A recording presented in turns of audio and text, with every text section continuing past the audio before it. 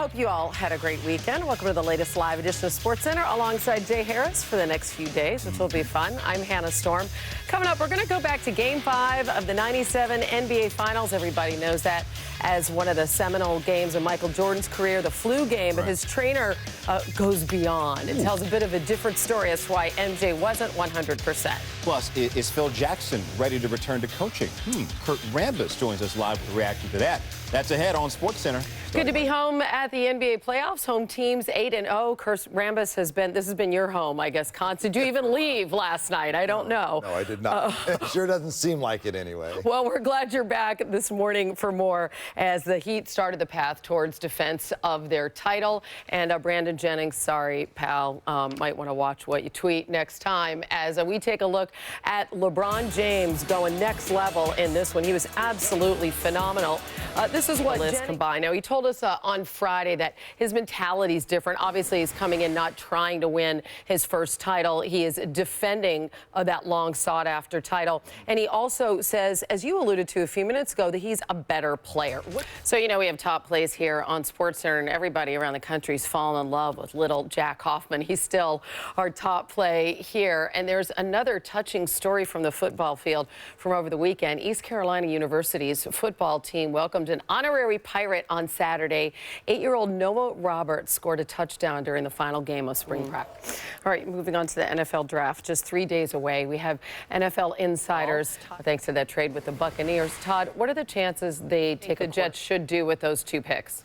Well, Jay, we got a Hall of Famer in the house, Jerry Rice, talking Darrelle Revis. How would his 27-year-old self try to beat the island on the field? And what challenges Revis faces as he tries to return from an ACL injury? All coming in, Pro Football Hall of Famer Jerry Rice to talk more about it. Now, you're 52. Yes. Could you get out on the... I can still do it. Yes, of course. Yes. You could. Yeah, I'm still running 5 miles. I can still get out of those cuts. And okay. Yes, I still got it. Oh, I love it. Yeah, we're ready. You know, let us be the first to know. All right, so Revis, and when we talk about that term shutdown corner, right? Those are the 2 words that always precede his name. What exactly does that mean? That defense just went up, you know, because now you got some swagger in Tampa Bay. And you know with Darrelle... The ACL and what challenges he faces, particularly the type of game that he plays and coming back from that kind of injury. Well, I think, what can we call him now? I don't know. I really like that nickname. Why something different? I think he should just take it there. It's okay, you know. Yeah, have some fun. So we're talking about, you know, could Michael Jordan come back and play in the NBA, blah, blah, blah. Okay, you're 27 years old. And when you were 27, let's see, over 1,400 receiving, almost 1,500 receiving yards, 17 touchdowns. That's the way I do it, baby. That's the way I do it. In New York right now, who's the leader? I don't understand why you would stupid.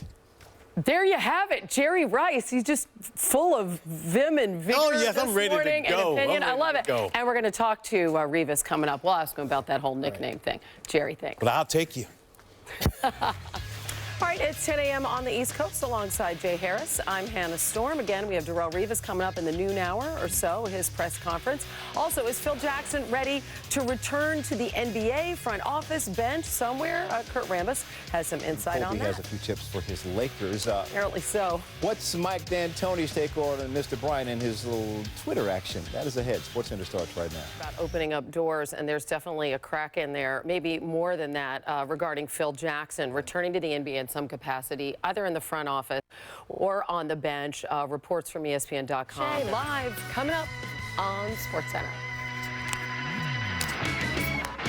We have NFL insiders Todd Rawl, thanks to that trade with the Buccaneers. Todd, what are the chances they take a quarter? Touch on one of the things that we were talking about moments ago, and that's really the biggest wild card of the draft, when that first quarterback will come off. Joins us now, and our guys, Mel Kiper Jr. and Todd McShay, have you going number 3 in the draft on Thursday night. So pretty exciting times for you.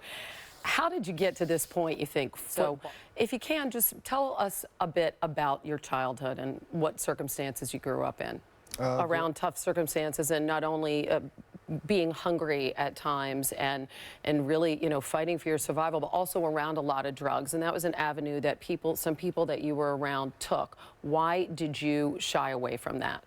I guess growing up, once you That see you it, had a lot of anger inside. How did football help you in terms of venting? You mentioned a couple of adults, people that really came in and helped you achieve despite really tough circumstances. Who was that?